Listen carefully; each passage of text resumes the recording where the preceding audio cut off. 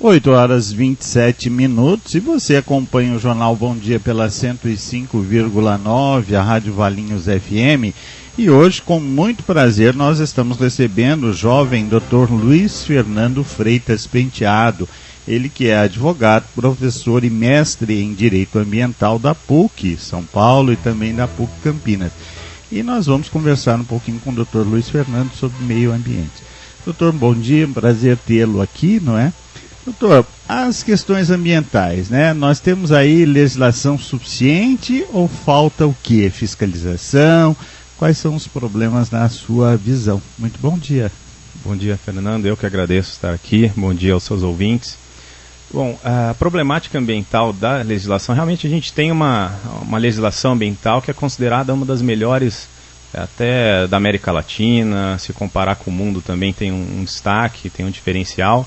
O problema acaba não sendo exatamente a quantidade de normas ou normas que realmente tragam alguma carga aí de obrigação razoável, mas sim a fiscalização. O problema da fiscalização é maior.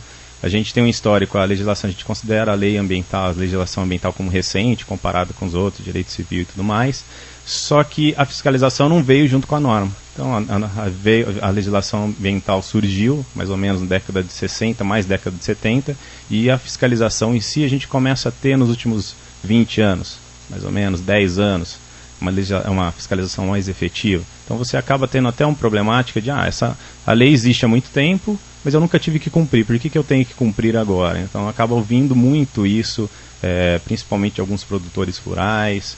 Algumas normas, né, dessas leis ambientais não são tão bem aceitas.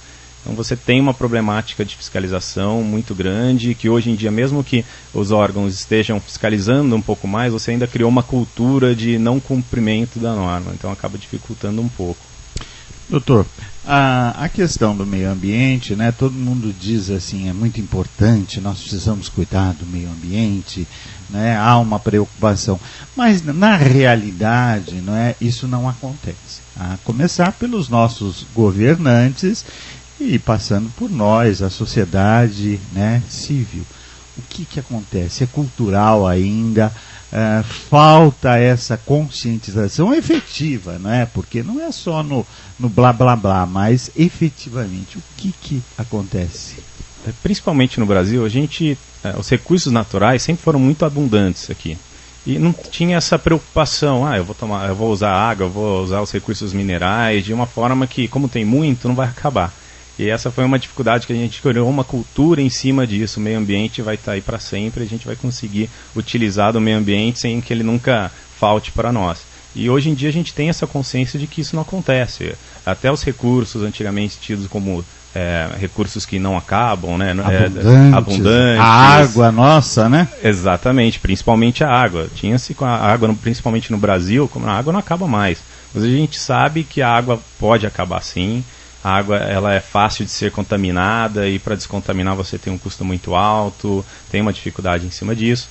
E o brasileiro acabou tendo essa cultura, e é uma cultura que tem até hoje. Quem nunca viu alguém jogando um papel, uma latinha pela janela do carro? Aquelas pessoas que mesmo que sentam de manhã ou à noite no noticiário e falam mal, essa história dos governos precisam fiscalizar melhor, precisam adotar algumas medidas à proteção ao meio ambiente, no dia seguinte de manhã jogam um papel pela janela do carro. E essas medidas ambientalmente corretas, elas, num primeiro momento, você tem um preconceito muito grande da sociedade para segui-las. É o não pegar o saquinho de supermercado, ou evitar de jogar algum papel, mesmo que seja mínimo, na rua. E só depois de muito trabalho, falando que realmente aquilo é necessário, que a população se conscientiza e acaba...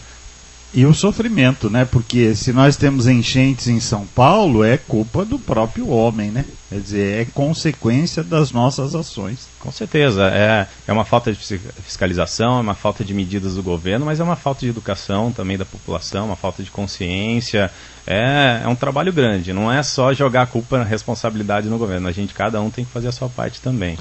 8h32 e nós estamos conversando com o Dr. Luiz Fernando Freitas Penteado. E você, nosso ouvinte, se tiver alguma questão, alguma pergunta sobre meio ambiente, pode ligar. Nosso telefone é o 3871 1523. Semana passada a FAO divulgou que diminuiu o desmatamento na Amazônia. Diminuiu mesmo ou é apenas relatório para inglês ver? Bom dia para o senhor. Bom dia. A gente tem um problema muito grande aqui referente à fiscalização desse desmatamento. Existe uma dificuldade até de fiscalização via satélites. A Amazônia é uma região difícil de que você consiga mesmo saber tudo que ocorre dentro da Amazônia.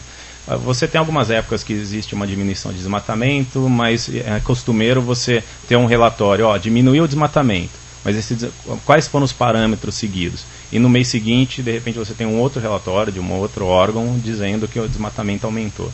A tendência, eu acredito, que seja mesmo que esse desmatamento seja cada vez um pouco menor, um pouco mais controlado, principalmente porque o Brasil agora se encontra numa posição diferenciada nesse cenário mundial de diminuição dos gases de efeito estufa, que causam todas essas questões do aquecimento global e das mudanças climáticas.